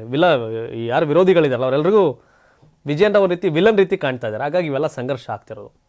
ಆ್ಯಂಡ್ ಎರಡನೇದು, 10 ಸೀಟು ಗೆಲ್ಲಲ್ಲ, ನೆವರ್ ಎವರ್. ಮತ್ತೇನಾದ್ರು ಈಗಲೇ ವಿತೌಟ್ ವಿಜೇಂದ್ರ ಚುನಾವಣೆ ನಡೆದ್ರು BJP 66 66ರಿಂದ ಅಟ್ಲೀಸ್ಟ್ 80-90 ಕಾರ ಹೋಯ್ತಾರೆ. ದಳದವ್ರು ಒಂದು 18 ಏನೋ ಅವರೇ, ಅವರೊಂದು 30ಕ್ಕೆ ಹೋಯ್ತಾರೆ. 90-30 120 ಸರ್ಕಾರ ಮಾಡ್ತದೆ, ಸಮಸ್ಯೆ ಇಲ್ಲ ಅವ್ರಿಗೆ ಅಂತ. ಅಂದರೆ ಸಹಜವಾಗಿ ಆಡಳಿತ ವಿರೋಧಿಯಲ್ಲೇ ಒಂದ್ಸರಿ ಅವರು ಒಂದ್ಸರಿ ಇವರು ಹಿಂಗೆಲ್ಲ ಬದಲಾಗುತ್ತೆ. ವಿಜೇಂದ್ರ ಗೆದ್ದಿದ್ದೆ 10,000 ಒದ್ದಾಡ್ಕೊಂಡು, ಅದು ಇಂಡಿಪೆಂಡೆಂಟ್ ಕ್ಯಾಂಡಿಡೇಟ್ ಅಪೋಸಿಟ್. ಅದು ನಾಗರಾಜ್ ಗೌಡನ್ ಕಾಂಗ್ರೆಸ್ ಕ್ಯಾಂಡಿಡೇಟ್ ಆಗಿದ್ರೆ ವಿಜೇಂದ್ರ ಸೋಲ್ತಿದ್ರು ಅನ್ನೋದನ್ನೇ ಹೇಳೋದು. ಈಗ ಮುಗ ವಾಗ್ದಾಳಿ ಮಾಡ್ತಾರೆ ಡಿ ಕೆ ಶಿವಕುಮಾರ್, ಅದಲ್ಲ ಭಿಕ್ಷೆ ಅಂತ. ಆದರೆ ವಿಜೇಂದ್ರ ಕೌಂಟ್ರನ್ನೇ ಕೊಡಲ್ಲ ಡಿ ಕೆ ಶಿವಕುಮಾರ್ ಅವ್ರಿಗೆ. ಇದೇ ಅಲ್ಲಿರೋದು ಆರೋಪ. ಅಡ್ಜಸ್ಟ್ಮೆಂಟ್ ಗಿರಾಕಿ ವಿಜೇಂದ್ರ ಅಂತಾನೆ ಆರೋಪ ಮಾಡೋದು ಇವರಲ್ಲ. ಡಿ ಕೆ ಶಿವಕುಮಾರ್ ಜೊತೆ ವಿಜೇಂದ್ರ ಅಡ್ಜಸ್ಟ್ ಮಾಡ್ಕೊಂಡವ್ರೆ ಅಂತಾನೆ ಆರೋಪ ಮಾಡೋದು. ಹಾಗಾಗಿ ರೇಣುಕಾಚಾರ್ಯ MLA ಗೆಲ್ಲಕ್ಕಾಗಲಿಲ್ಲ. ಅಟ್ಲೀಸ್ಟ್ BPRS ಗೆದ್ದವರಲ್ಲಿ ಹರಿಹರದಲ್ಲಿ ರೇಣುಕಾಚಾರ್ಯ MLA ಗೆಲ್ಲಕ್ಕಾಗಲಿಲ್ಲ. ಆದರೆ ರೇಣುಕಾಚಾರ್ಯ ಮಾತಾಡ್ತಾರೆ. ಕಟ್ಟಾ ಸುಬ್ರಹ್ಮಣ್ಯ ನಾಯ್ಡು ಅವರ ರಾಜಕಾರಣ ಭಾಳ ಹಿಂದೆ ಮುಗಿದೋಯ್ತು. ಅವ್ರ ಪುತ್ರ ಕಟ್ಟಾ ಜಗದೀಶ್ ಹೆಬ್ಬಾಳ ಸೋತಿದ್ದಾರೆ. ಆದರೆ ಕಟ್ಟಾ ಸುಬ್ರಹ್ಮಣ್ಯ ನಾಯ್ಡು ಆ ಹಿಂದೆ 2008ರಿಂದ 13 ಅವಧಿಯ ಲೀಡರ್ಶಿಪ್ ಇತ್ತಲ್ಲ, ಹಾಗಾಗಿ ಆ ನಿಷ್ಠೆಯಲ್ಲಿ ವಿಜೇಂದ್ರ ಅವ್ರಿಗೆ ಏನೋ ಮಾಡಬೇಕು ಅಂತ ಹೊರಟಿದ್ದಾರೆ, ಬಿಟ್ಟರೆ ಬೇರೇನಿಲ್ಲ. ಇನ್ನು ಆರ್ ಅಶೋಕ್ ಕೂಡ ಬೊಮ್ಮಾಯಿ ಇವ್ರಿಗೂ ವಿಜೇಂದ್ರ ಬೇಡವಾದ್ರ RSS ನಾಯಕರಿಗೆ ಬೊಮ್ಮಾಯಿ ಅಶೋಕ್ ಮನವಿ ಮಾಡಿದ್ದಾರೆ, ರಾಜ್ಯಾಧ್ಯಕ್ಷನ ಬದಲಾವಣೆ ಮಾಡಿ ಅನ್ನೋ ಮತ್ತೊಂದು ಸುದ್ದಿ. ಹೌದು, ಪಕ್ಷದಲ್ಲಿ ನಡೆಯುತ್ತಿರುವ ವಿದ್ಯಮಾನಗಳು ನಮಗೂ ಬೇಸರ ತರಿಸಿದೆ. ನಾನು ದೆಹಲಿಗೆ ತೆರಳಿ ಎಲ್ಲಾ ವಿಚಾರಗಳನ್ನ ವರಿಷ್ಠರ ಗಮನಕ್ಕೆ ತರ್ತೇನೆ ಅಂತ ವಿಪಕ್ಷ ನಾಯಕ ಆರ್ ಅಶೋಕ್ ಹೇಳಿದ್ದಾರೆಂದು ತಿಳಿದು ಬಂದಿದೆ. ವಿಜೇಂದ್ರ ಅವರು ರಾಜ್ಯಾಧ್ಯಕ್ಷರಾಗಿ ಅಧಿಕಾರ ಸ್ವೀಕಾರ ಮಾಡುವ ಸಂದರ್ಭದಲ್ಲಿ ಮಲ್ಲೇಶ್ವರಂನ ಬಿಜೆಪಿ ಕಚೇರಿ ಮುಂಭಾಗದಲ್ಲಿ ನಡೆದಿದ್ದ ಸಮಾರಂಭದಲ್ಲಿ ಮಾತನಾಡಿದ ಆರ್ ಅಶೋಕ್, ನಾವಿಬ್ರು ಬಿಜೆಪಿ ಪಕ್ಷದ ಜೋಡೆತ್ತು ಅಂತ ಹೇಳ್ಕೊಂಡಿದ್ರು. ಆದರೆ ಇದೀಗ ಅದೇ ಅಶೋಕ್ ವಿಜೇಂದ್ರ ವಿರುದ್ಧ ಮನಸ್ಕೊಂಡಿದ್ದಾರೆ ಅಂತ ತಿಳಿದು ಬಂದಿದೆ. ವಿರೋಧ ಪಕ್ಷದ ನಾಯಕರಾಗಿರುವ ಆರ್ ಅಶೋಕ್ ಮತ್ತು ಮಾಜಿ ಸಿಎಂ ಹಾಲಿ ಸಂಸದ ಬಸವರಾಜ ಬೊಮ್ಮಾಯಿ ಅವರು ವಿಜೇಂದ್ರ ಅವರನ್ನ ರಾಜ್ಯಾಧ್ಯಕ್ಷ ಸ್ಥಾನದಿಂದ ಬದಲಾವಣೆ ಮಾಡಬೇಕು ಎಂದು ಸಂಘದ ನಾಯಕರ ಮುಂದೆ ಮನವಿ ಮಾಡಿದ್ದಾರೆ ಎಂಬ ಮಾಹಿತಿ ಚರ್ಚೆಗೆ ಗ್ರಾಸವಾಗ್ತಾ ಇದೆ. ಪಕ್ಷದಲ್ಲಿ ಸಾಕಷ್ಟು ಗೊಂದಲಗಳು ಸೃಷ್ಟಿಯಾಗಿವೆ. ಪಕ್ಷದಲ್ಲಿ ಹಿಂದೆಂದೂ ಇಷ್ಟು ಗೊಂದಲ ನಿರ್ಮಾಣ ಆಗಿರಲಿಲ್ಲ. ವಿಜೇಂದ್ರ ಅವರನ್ನ ಮುಂದುವರಿಸುವ ಸಂಬಂಧ ಯಾರಿಗೂ ಒಲವು ಇಲ್ಲ. ಆದ್ದರಿಂದ ಬೇರೆ ಯಾರನ್ನಾದರೂ ಮಾಡುವುದು ಸೂಕ್ತ ಎಂಬ ಅಭಿಪ್ರಾಯ ಹೇಳಿದ್ದಾರೆ ಅಂತ ಮೂಲಗಳು ತಿಳಿಸಿವೆ. ಆರ್ ಅಶೋಕ್ ಯಾಕೆಂದ್ರೆ ವಿಜೇಂದ್ರ ರಾಜಕಾರಣ ಶೈಲಿ ಲೀಡರ್ಶಿಪ್ಗಿಂತ ಈ ಗ್ರೂಪ್ ಲೀಡರ್ ಆಡ್ದಂಗೆ ಆಡ್ತಾವ್ರೆ ಅನ್ನೋದಷ್ಟೇ. ವಿಶ್ವಾಸಕ್ಕೆ ತಗೊಂಡು ಹೋಗುವಂಥ ಕೆಲಸ ಮಾಡಬೇಕಾದಂಥ ವಿಜೇಂದ್ರ ವಿರೋಧ ಕಟ್ಕೊಂಡು ನಿಂತವ್ರೆ ಅಂತ. ಹಾಗಾಗಿ BJPಯಲ್ಲಿ ವಿಜೇಂದ್ರ ಬದಲಾವಣೆ ಬಿಟ್ಟರೆ ಬೇರೆ ಏನು ಆಪ್ಷನ್ ಇಲ್ಲ ಅಂದಂಗೆ ಕಾಣ್ತಿದೆ. ಇನ್ನು ವಿಜೇಂದ್ರ ಅಂತ ತೆಗೆದಾಕ್ರೆ ಏನಾಗುತ್ತೆ? ವಿಜೇಂದ್ರ ವಿರುದ್ಧ ಸಂಖ್ಯೆ ಎಷ್ಟಿದೆ? ವಿಜೇಂದ್ರ ಮೋರ್ ದೆನ್ 50% ಇಲ್ಲ, ಬಿಲೋ 40% ಅವರ ಲೆಕ್ಕಾಚಾರ. ವಿಜೇಂದ್ರ ವಿರುದ್ಧವಾಗಿ 60% 65% ಜನ ಇದ್ದಾರೆ BJPಲಿ. ಅದು ಈಗ ದೊಡ್ಡ ಹಿನ್ನಡೆ ಆಗಿರೋದು. ಈಗ ವಿಜೇಂದ್ರ ಉಳ್ಕಳ್ಳಿ ಅಂತ ಹೇಳ್ತಿರೋದು ಯಾರು? ಒಂದು ಕಟ್ಟಾ ಸುಬ್ರಹ್ಮಣ್ಯ ನಾಯ್ಡು, ಒಂದು ಪ್ರೀತಮ್ ಗೌಡ್ರು, ಒಂದು ರೇಣುಕಾಚಾರ್ಯ. ಇನ್ನು ಉಳಿದವರೆಲ್ಲ ವಿಜೇಂದ್ರ ಬದಲಾವಣೆಗೆ ನಿಂತಿದ್ದಾರೆ, ಬದಲಾಯಿಸಿ ವಿಜೇಂದ್ರನ ಅಂತ. ಸೊ ಹಾಗಾಗಿ ವಿಜೇಂದ್ರ ವಿರುದ್ಧವಾಗಿರೋ ಸಂಖ್ಯೆ ಜಾಸ್ತಿ ಇದೆ, ಪರವಾಗಿರೋ ಸಂಖ್ಯೆ 3. ಬಹಿರಂಗವಾಗಿ ಮಾತ್ರ ಉಳಿದವರೆಲ್ಲ ಸುಮ್ಮನೆ ಹೋಗ್ತಾರೆ, ಅಟೆಂಡ್ ಮಾಡಿ ಬರ್ತಾರೆ. ಹಾಗಾಗಿ ತಾನೇ ತೋಡದಂಥ ಗುಂಡಿಗೆ, ರಾಜಕಾರಣದ ಟ್ರ್ಯಾಪ್ಗೆ ವಿಜೇಂದ್ರ ಬಿದ್ದಂಗೆ ಕಾಣ್ತಾ ಇದೆ. ಇನ್ನು ಮುಂದೆ ಮಹಾಕುಂಭಮೇಳದ ತ್ರಿವೇಣಿ ಸಂಗಮದಲ್ಲಿ ಪ್ರಧಾನಿ ನರೇಂದ್ರ ಮೋದಿ ಅವರು ಪವಿತ್ರ ಪುಣ್ಯ ಸ್ನಾನವನ್ನು ಮಾಡಿದ್ದಾರೆ. ಅದು ಪ್ರಯಾಗ್ರಾಜ್, ಉತ್ತರ ಪ್ರದೇಶದ ಪ್ರಯಾಗ್ರಾಜ್ನಲ್ಲಿ ನಡೆದಿರತಕ್ಕಂಥ ಐತಿಹಾಸಿಕ ಶತಮಾನದ ಮಹಾಕುಂಭಮೇಳದಲ್ಲಿ ಪ್ರಧಾನಿ ನರೇಂದ್ರ ಮೋದಿ ಅವರು ಇಂದು ಮಾಘ ಅಷ್ಟಮಿ ದಿನ ಪುಣ್ಯ ಸ್ನಾನ ಮಾಡಿದ್ದಾರೆ. ಪ್ರಯಾಗ್ರಾಜ್ದ ಸಂಗಮ ಘಾಟ್ನ ತ್ರಿವೇಣಿ ಸಂಗಮದಲ್ಲಿ ಮಿಂದಿದ್ದ ಪ್ರಧಾನಿ ಮೋದಿ ಪವಿತ್ರ ಗಂಗಾಜಲಕ್ಕೆ ಅರ್ಘ್ಯ ಬಿಟ್ಟು ಒಂದು ಕಣ್ಣು ಮುಚ್ಚಿ ನೀರಿನ ಮಧ್ಯೆ ನಿಂತು ರುದ್ರಾಕ್ಷಿ ಮಾಲೆ ಎಳೆದುಕೊಂಡು ಧ್ಯಾನ ಮಾಡಿದರು. ಉತ್ತರ ಪ್ರದೇಶ ಮುಖ್ಯಮಂತ್ರಿ ಯೋಗಿ ಆದಿತ್ಯನಾಥ್ ಅವರಿಗೆ ಸಾಥನ ಕೊಟ್ಟರು. ನಂತರ ಗಂಗಾ ಮಾತೆಗೆ ಮತ್ತು ಸೂರ್ಯ ದೇವನಿಗೆ ಆರತಿ ಬೆಳಗಿ ಪೂಜೆಯನ್ನು ಸಲ್ಲಿಸಿದರು. ಭಾರತದ ಸನಾತನ ಧರ್ಮದಲ್ಲಿ ಮಹಾಕುಂಭದ ಸಮಯದಲ್ಲಿ ಅಮೃತ ಸ್ನಾನಕ್ಕೆ ವಿಶೇಷ ಮಹತ್ವವಿದೆ. ಧಾರ್ಮಿಕ ನಂಬಿಕೆಯ ಪ್ರಕಾರ ಮಹಾಕುಂಭದಲ್ಲಿ ಸ್ನಾನ ಮಾಡುವುದು ವ್ಯಕ್ತಿಯ ದೇಹವನ್ನು ಶುದ್ಧೀಕರಿಸುತ್ತದೆ ಮತ್ತು ಎಲ್ಲ ಪಾಪಗಳನ್ನು ತೊಡೆದು ಹಾಕಿ ಮೋಕ್ಷವನ್ನು ಪಡೆಯುತ್ತದೆ ಎಂದರ್ಥವಾಗಿದೆ. ಪೌಷ ಪೂರ್ಣಿಮೆಯಂದು ಪ್ರಾರಂಭವಾದ 2025ರ ಮಹಾಕುಂಭವು ವಿಶ್ವದ ಅತಿದೊಡ್ಡ ಆಧ್ಯಾತ್ಮಿಕ ಮತ್ತು ಸಾಂಸ್ಕೃತಿಕ ಮೇಳವಾಗಿದ್ದು ಪ್ರಪಂಚದಾದ್ಯಂತ ಭಕ್ತರನ್ನು ಆಕರ್ಷಿಸುತ್ತದೆ. ಫೆಬ್ರವರಿ 26ರಂದು ಮಹಾಶಿವರಾತ್ರಿಯವರೆಗೆ ಇದು ಮುಂದುವರಿಯುತ್ತದೆ. 12 ವರ್ಷಗಳ ನಂತರ ನಡೆಯುತ್ತಿರುವ ಮಹಾಕುಂಭವು ಭಾರತ ಮತ್ತು ಪ್ರಪಂಚದಾದ್ಯಂತ ಇಲ್ಲಿಯವರೆಗೆ 38 ಕೋಟಿಗೂ ಹೆಚ್ಚು ಯಾತ್ರಿಕರನ್ನು ಆಕರ್ಷಿಸಿದೆ ಎಂದು ಮೇಳವನ್ನು ಆಯೋಜಿಸುತ್ತಿರುವ ಉತ್ತರ ಪ್ರದೇಶ ಸರ್ಕಾರ ತಿಳಿಸಿದೆ. ಏನು ನರೇಂದ್ರ ಮೋದಿ ಅವರು, ಯಾಕೆಂದರೆ ಅವರು BJP ಎಜೆಂಡಾ ಹಿಂದುತ್ವ ಇದು ಹೋಗ್ತಾ ಇದ್ದಾರೆ. ಆದರೆ ಪುಣ್ಯಸ್ನಾನ ಮಾಡೋದ್ರಿಂದ ಬಡತನ ಹೋಗುತ್ತಾ ಅಂತ ಅಮಿತ್ ಶಾ ಅವರ ಪುಣ್ಯಸ್ನಾನದ ಬಗ್ಗೆ ಮಲ್ಲಿಕಾರ್ಜುನ್ ಖರ್ಗೆ ವ್ಯಂಗ್ಯವಾಡಿದ್ರು. ಆಗೊಂದು ಚರ್ಚೆ ಆಗಿದ್ದು, ಕಾಂಗ್ರೆಸ್ ಅವರು ಯಾರೋ ಸ್ನಾನ ಮಾಡಲ್ವಾ, ಕುಂಭಮೇಳಕ್ಕೆ ಹೋಗಲ್ವಾ ಅಂತ. ಯಾಕಂದರೆ ಖಾದರೇ ಹೋಗಿ ಬಂದಿದ್ರು. ಖಾದರ್ ಅದ್ರ ಬಗ್ಗೆ ಗೌರವ ಇಟ್ಕೊಂಡಿದ್ದಾರೆ. UT ಖಾದರ್, ಕರ್ನಾಟಕ ವಿಧಾನಸಭೆ ಸ್ಪೀಕರ್. ಈಗ ಕರ್ನಾಟಕದ ಕಾಂಗ್ರೆಸ್ನ ಶಕ್ತಿ DCM DK ಶಿವಕುಮಾರ್, KPCC ಅಧ್ಯಕ್ಷ DK ಶಿವಕುಮಾರ್ ಕುಂಭಮೇಳಕ್ಕೆ ಹೋಗ್ತಾ ಇದ್ದಾರೆ ಪುಣ್ಯಸ್ನಾನಕ್ಕೆ. ಅವ್ರು ಹೇಳ್ತಾರೆ, ಕುಂಭಮೇಳಕ್ಕೆ ಹೋಗುವುದು ನನ್ನ ವೈಯಕ್ತಿಕ ವಿಚಾರ, ಗಂಗೆ ಯಾರ ಸ್ವತ್ತಲ್ಲ ಅಂತ ಹೇಳಿದ್ದಾರೆ. ಆದರೆ ಇದನ್ನು ಮಲ್ಲಿಕಾರ್ಜುನ್ ಖರ್ಗೆ ಅವ್ರು ಕೇಳಿಸ್ಕೊಂಡ್ರೆ ಏನು ಕತೆ ಅಂತ. ಗಂಗೆಯಲ್ಲಿ ಮಿಂದ ತಕ್ಷಣ ಡಿಕೆ ಶಿವಕುಮಾರ್ ಅವರ ಪಾಪಗಳೆಲ್ಲ ಕಳೆದು ಹೋಗುತ್ತಾ ಎಂಬ ವಿಪಕ್ಷ ನಾಯಕ ಆರ್ ಅಶೋಕ್ ಹೇಳಿಕೆಗೆ ಡಿಸಿಎಂ ಡಿಕೆ ಶಿವಕುಮಾರ್ ತಿರುಗೇಟು ನೀಡಿದ್ದಾರೆ. ಕುಂಭಮೇಳಕ್ಕೆ ಹೋಗುವುದು ಬಿಡುವುದು ನನ್ನ ವೈಯಕ್ತಿಕ ವಿಚಾರ, ನನ್ನ ವೈಯಕ್ತಿಕ ನಂಬಿಕೆ, ಭಕ್ತಿ ಬಗ್ಗೆ ಮಾತನಾಡುವ ನೈತಿಕತೆ ಯಾರಿಗೂ ಇಲ್ಲ. ಎಲ್ಲರಿಗೂ ಅವರದ್ದೇ ಆದ ಭಕ್ತಿ ನಂಬಿಕೆಗಳು ಇರುತ್ತವೆ ಅಂತ ವಾಗ್ದಾಳಿ ಮಾಡಿದರು. ಬೆಂಗಳೂರಲ್ಲಿ ಮಾಧ್ಯಮಗಳೊಂದಿಗೆ ಮಾತನಾಡಿದಂಥ ಡಿಕೆ ಶಿವಕುಮಾರ್, ಇದು ನಮ್ಮ ಧರ್ಮ, ಕರ್ಮ, ನಮ್ಮ ಆಚಾರ, ವಿಚಾರ ಮತ್ತು ನಮ್ಮ ನಂಬಿಕೆ. ಗಂಗೆ, ಕಾವೇರಿ, ಕೃಷ್ಣ ಮತ್ತು ಬ್ರಹ್ಮಪುತ್ರ ನದಿಗಳು ಯಾರ ಸ್ವತ್ತೂ ಅಲ್ಲ. ಹಾಗಾದ್ರೆ ಅವರು ಅಶೋಕ್ ಅಂತ ಯಾಕೆ ಹೆಸರಿಟ್ಕೊಂಡಿದ್ದಾರೆ? ಅಶೋಕ್ ಬದಲು ಕಲ್ಲು, ಮಣ್ಣು ಅಂತ ಹೆಸರಿಟ್ಕೊಳ್ಬಹುದಲ್ಲ. ನನ್ನ ನಂಬಿಕೆ ಬಗ್ಗೆ ಮಾತನಾಡುವ ಅಶೋಕ್ ಅವರಿಗೆ ಏನೋ ಸಮಸ್ಯೆ ಇರಬೇಕು. ಮೊದಲು ಆಸ್ಪತ್ರೆಗೆ ಹೋಗಿ ಚಿಕಿತ್ಸೆ ಪಡೆಯಲಿ. ನನ್ನ ಹೆಸರು ಹೇಳ್ತಿದ್ರೆ ಕೆಲವರಿಗೆ ನಿದ್ದೆ ಬರೋದಿಲ್ಲ, ಉತ್ಸಾಹ ಬರಲ್ಲ ಅಂತ ಆಕ್ರೋಶಗೊಂಡ್ರು. ಇನ್ನು ಕೆಪಿಸಿಸಿ ಅಧ್ಯಕ್ಷ ಮಲ್ಲಿಕಾರ್ಜುನ್ ಖರ್ಗೆ ಅವರು ಅವರ ವಿಚಾರ ಹೇಳಿದ್ದಾರೆ ಅಂತ ಡಿ ಕೆ ಶಿವಕುಮಾರ್ ಹೇಳಿದರು. ತುಂಬ ಚೆನ್ನಾಗಿದೆ. ಈಗ ಮಲ್ಲಿಕಾರ್ಜುನ್ ಖರ್ಗೆ ಅವ್ರ ಹೇಳಿಕೆ ಭಾಳಷ್ಟು ಟೀಕೆ ಟಿಪ್ಪಣಿ ಕಾರಣ ಆಗಿತ್ತು. ಅಂದರೆ ಕಾಂಗ್ರೆಸ್ ಅವರೆಲ್ಲ ದೇವ್ರ ಪೂಜೆ ಮಾಡಲ್ವಾ, ದೇವಸ್ಥಾನಕ್ಕೆ ಹೋಗಲ್ವಾ, ಕುಂಭಮೇಳಕ್ಕೆ ಹೋಗಲ್ವಾ ಅನ್ನೋ ಪ್ರಶ್ನೆಗಳಿತ್ತು. ಈಗ ಡಿ ಕೆ ಶಿವಕುಮಾರ್ ಅದು ವೈಯಕ್ತಿಕ ವಿಷಯ ಅಂತ, ಯಾಕೆಂದರೆ ಅವತ್ತು ಹಂಗೆ ಹೇಳಿದ್ರು ಅವರು, ಪುಣ್ಯ ಸ್ನಾನ ಮಾಡಿದ್ರೆ ಬಡತನ ಹೋಗುತ್ತಾ ಅಂತ. ಆರ್ ಅಶೋಕ್ ಅದೇ ದಾಟಿಲಿ ಹೋಗ್ತಿದ್ದಾರೆ. ಹಂಗೆ ಹೋಗ್ರಿ ಅವ್ರ ಪಾಪಗಳೆಲ್ಲ ತೊಳೆದೋಗ್ಬಿಡುತ್ತಾ ಅಂತ ಹೇಳಿದ್ದಾರೆ. ಹಾಗಾಗಿ ಯಾರು ಏನೇ ಹೇಳಲಿ, ನಾನು ಕುಂಭಮೇಳಕ್ಕೆ ಹೋಗ್ತೀನಿ ಅನ್ನೋ ಡಿ ಕೆ ಶಿವಕುಮಾರ್ ಇದು ಮೆಚ್ಚಬೇಕು. ಡಿ ಕೆ ಶಿವಕುಮಾರ್ ಇದನ್ನು ಯಾಕೆಂದರೆ ತಾಳಪ್ಪ ನಮ್ಮ AICC ಅಧ್ಯಕ್ಷಂಗೆ ಹೇಳ್ಬಿಟ್ಟವ್ರೆ ನಾವು ಹೋಗೋದು ಬೇಡ ಅಂತ ಇರ್ಬೋದಾಗಿತ್ತು ಡಿ ಕೆ ಶಿವಕುಮಾರ್. BJP ಅವ್ರಿಗೆ ಇದೊಂದು ರೀತಿ ಆಹಾರ ಆಗ್ಬಿಡುತ್ತೆ ಅಂತ. ಇಲ್ಲ, ರಾಜಕಾರಣ ಬೇರೆ, ಅದು ಅವ್ರ ಹೇಳಿಕೆ ವೈಯಕ್ತಿಕ, ನನ್ನ ಧರ್ಮ, ನನ್ನ ನಂಬಿಕೆ ಅಂತ ಹೇಳೋದ್ರ ಮೂಲಕ ನಾನೇನು ಧರ್ಮನಿಷ್ಠೆ, ದೇವ್ರ ಬಗ್ಗೆ ಭಕ್ತಿ ಇವೆಲ್ಲವೂ ಇದೆ ಅಂತ ಮೆಚ್ಚಬೇಕು. ಡಿ ಕೆ ಶಿವಕುಮಾರ್ ಈ ಪಾಲಿಟಿಕ್ಸ್ನ ಯಾವುದೇ ಕಾರಣಕ್ಕೂ ಅಲೆಗಳಿಂಗಲ್ಲ. ಸೊ ಇಟ್ ಗುಡ್ ಮೂವ್ ಅಂತ ಹೇಳ್ಬೋದು. ಆದರೆ ಮಲ್ಲಿಕಾರ್ಜುನ್ ಖರ್ಗೆ ಅವ್ರಿಗೆ ಇದೊಂದು ರೀತಿ ಮುಖಭಂಗ ಅಂತ ಹೇಳ್ಬೋದು. ಯಾಕೆಂದರೆ ಮಲ್ಲಿಕಾರ್ಜುನ್ ಖರ್ಗೆ ಟೀಕಿಸುವಾಗ ಬಡತನ ನಿರ್ಮೂಲನೆ ಆಗ್ಬಿಡುತ್ತಾ ಪುಣ್ಯಸ್ನಾನ ಮಾಡಿದ್ರೆ ಅನ್ನೋ ಪ್ರಶ್ನೆ, ನಂಬಿಕೆಗೆ ಪ್ರಶ್ನೆ ಮಾಡ್ದಂಗಿತ್ತು. ಡಿ ಕೆ ಹೇಳಿದ್ದಾರೆ, ನಂಬಿಕೆ, ನನ್ನ ಧರ್ಮ, ನನ್ನ ನಿಲುವು, ನನ್ನ ಒಲವು ಅಂತ. ಇನ್ನು ಮತ್ತೊಂದು ವಿಷಯ, ವಿಮಾನ ನಿಲ್ದಾಣ ಭಾಳ ಚರ್ಚೆ ಆಗ್ತಿದೆ. ಇನ್ನು ಬೆಂಗಳೂರು 2ನೇ ವಿಮಾನ ನಿಲ್ದಾಣದ ವಿಚಾರವಾಗಿ ಮಾತನಾಡಿದ ಡಿ ಕೆ ಶಿವಕುಮಾರ್, 2ನೇ ವಿಮಾನ ನಿಲ್ದಾಣಕ್ಕೆ ನಮ್ಮ ಕೈಗಾರಿಕಾ ಸಚಿವರು ಸ್ಥಳ ಹುಡುಕುತ್ತಿದ್ದಾರೆ. ಇನ್ನೂ ಈ ಬಗ್ಗೆ ನನ್ನ ಮತ್ತು ಮುಖ್ಯಮಂತ್ರಿಗಳ ಬಳಿ ಚರ್ಚೆ ಮಾಡಿಲ್ಲ, ಇನ್ನೂ ಅಂತಿಮ ನಿರ್ಧಾರವಾಗಿಲ್ಲ ಅಂತ ಹೇಳಿದರು. ಬೆಂಗಳೂರಿನಲ್ಲಿ ನೀರಿನ ದರ ಏರಿಕೆ ಮಾಡಬೇಕೆಂಬ ಪ್ರಸ್ತಾಪ ಬಂದಿದೆ. ಮುಂದಿನ ಸಂಪುಟ ಸಭೆಯಲ್ಲಿ ಕಾವೇರಿ ನೀರಿನ ದರ ಏರಿಕೆ ಬಗ್ಗೆ ನಿರ್ಧಾರ ಕೈಗೊಳ್ಳಲಾಗುತ್ತದೆ ಅಂತ ಹೇಳಿದರು. ಇನ್ನು ಸಿಎಂ ಬದಲಾವಣೆ ಸೂಚನೆಗಳಿಲ್ಲ, 2ನೇ ಏರ್ಪೋರ್ಟ್ಗೆ ಸ್ಥಳ ಅಂತಿಮಗೊಂಡಿಲ್ಲ ಅಂತ ಪರಮೇಶ್ವರ್ ಹೇಳಿದ್ದಾರೆ. ರಾಜ್ಯದಲ್ಲಿ ಈ ವರ್ಷದ ಅಂತ್ಯದಲ್ಲಿ ಮುಖ್ಯಮಂತ್ರಿ ಬದಲಾವಣೆಯಾಗಲಿದೆ ಎಂಬ ಹೇಳಿಕೆಯನ್ನು ತಳ್ಳಿ ಹಾಕಿರುವ ಗೃಹ ಸಚಿವ ಜಿ ಪರಮೇಶ್ವರ್ ಅವರು ಆಡಳಿತಾರೂಢ ಕಾಂಗ್ರೆಸ್ ಪಕ್ಷದಲ್ಲಿ ಅಂತ ಬದಲಾವಣೆಯ ಸೂಚನೆ ಇಲ್ಲ ಅಂತ ಬುಧವಾರ ಹೇಳಿದ್ದಾರೆ. ಈ ವರ್ಷ ನವೆಂಬರ್ 15 ಅಥವಾ 16ರೊಳಗೆ ಸಿಎಂ ಸಿದ್ದರಾಮಯ್ಯ ಅವರನ್ನ ಬದಲಾಯಿಸಲಾಗುತ್ತದೆ ಅಂತ ವಿಧಾನಸಭೆಯ ವಿರೋಧ ಪಕ್ಷದ ನಾಯಕ ಆರ್ ಅಶೋಕ್ ನೀಡಿರುವ ಹೇಳಿಕೆಗೆ ಅವರು ಪ್ರತಿಕ್ರಿಯೆಯನ್ನು ಕೊಟ್ಟರು. ಅಶೋಕ್ ಅವರು ಜ್ಯೋತಿಷ್ಯ ಯಾವಾಗ ಕಲಿತರು ಎಂದು ನಾನು ಅವರನ್ನ ಕೇಳಲು ಬಯಸುತ್ತೇನೆ. ಅವರಿಗೆ ಯಾವ ತರಬೇತಿ ಶಾಲೆ ಜ್ಯೋತಿಷ್ಯವನ್ನು ಕಲಿಸಿದೆ ಎಂದು ನನಗೆ ಗೊತ್ತಿಲ್ಲ. ಅಂತಹ ಬದಲಾವಣೆಗಳ ಯಾವುದೇ ಸೂಚನೆಗಳು ನಮ್ಮ ಪಕ್ಷದಲ್ಲಿಲ್ಲ ಅಂತ ಹೇಳಿದರು. ಕಳೆದ ಕೆಲವು ತಿಂಗಳುಗಳಿಂದ ಕಾಂಗ್ರೆಸ್ ಪಕ್ಷದಲ್ಲಿ ನಾಯಕತ್ವ ಬದಲಾವಣೆಯ ಬಗ್ಗೆ ಊಹಾಪೋಹಗಳು ಹರಿದಾಡ್ತಿದ್ವು. ಸಚಿವರು ಸೇರಿದಂತೆ ಹಲವರು ಈ ವಿಷಯದ ಬಗ್ಗೆ ಮಾಧ್ಯಮಗಳೊಂದಿಗೆ ಬಹಿರಂಗವಾಗಿ ಮಾತನಾಡ್ತಿದ್ದಾರೆ.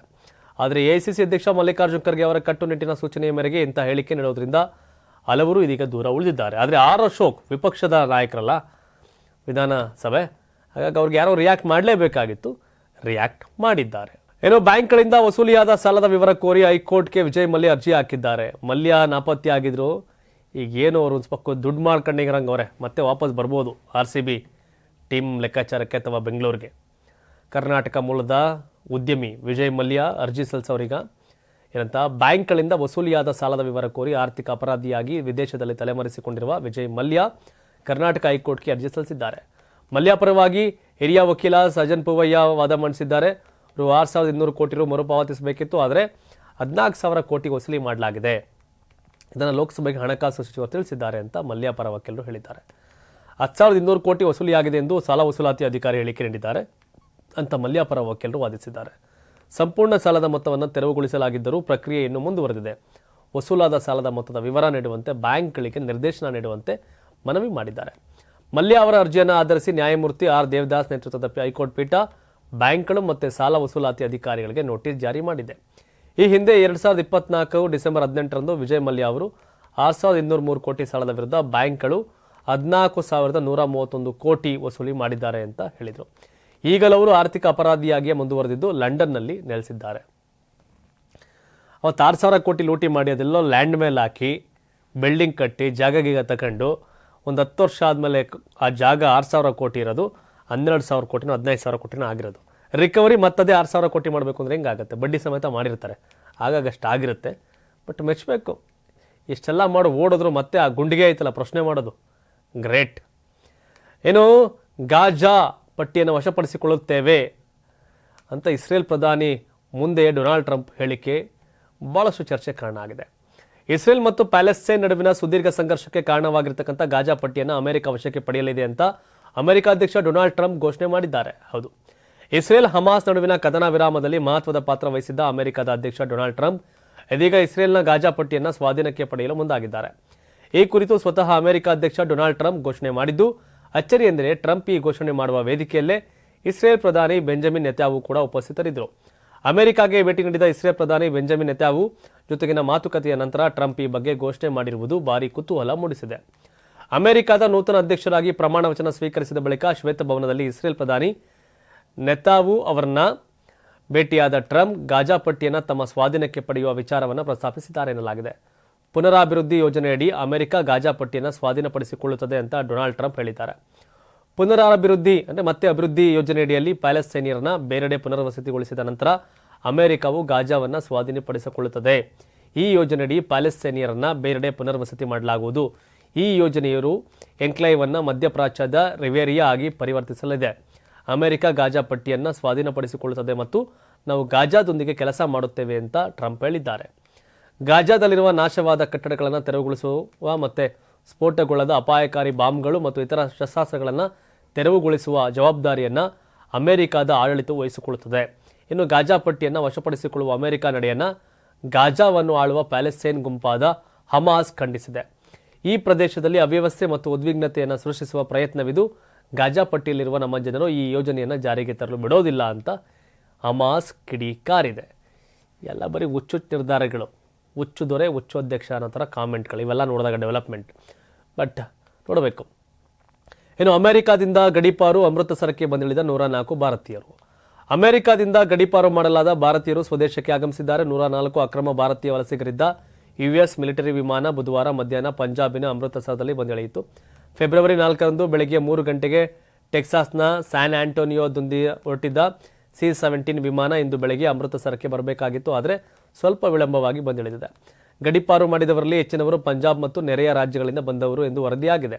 ನವದೆಹಲಿಯಲ್ಲಿರುವ ಯುಎಸ್ ರಾಯಭಾರ ಕಚೇರಿ ಗಡೀಪಾರು ವಿಮಾನದ ಬಗ್ಗೆ ನೇರವಾಗಿ ಪ್ರತಿಕ್ರಿಯಿಸದಿದ್ದರೂ ವಾಷಿಂಗ್ಟನ್ ವಲಸೆ ನೀತಿಗಳನ್ನು ಬಿಗಿಗೊಳಿಸುತ್ತಿದ್ದು ಅಕ್ರಮವಾಗಿ ದೇಶದಲ್ಲಿರುವ ವ್ಯಕ್ತಿಗಳನ್ನು ಹೊರಗೆ ಕಳಿಸಲಾಗ್ತಾ ಇದೆ ಅಂತ ವಕ್ತಾರರು ಹೇಳಿದ್ದಾರೆ.